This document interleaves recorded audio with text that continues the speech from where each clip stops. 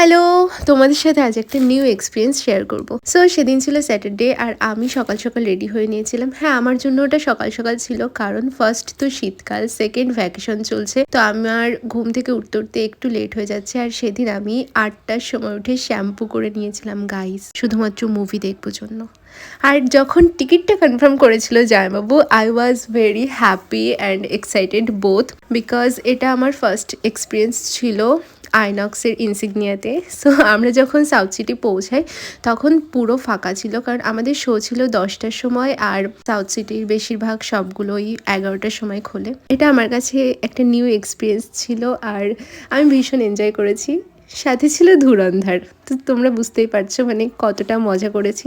মাঝখানে ছিল পিৎজা আর কোক, সাথে মুভি। ও মাই গড, আলাদাই এক্সপিরিয়েন্স ছিল। ওভারঅল মুভিটাও খুব ভালো ছিল। আমি তো ভেবে ফেলেছি নেক্সট পার্টটাও দেখবো। একটু লেন্দি ছিল বাট ইটস ওকে। সো আজ এ পর্যন্ত, তোমাদের সাথে দেখা হচ্ছে নেক্সট ভিডিওতে। টাটা।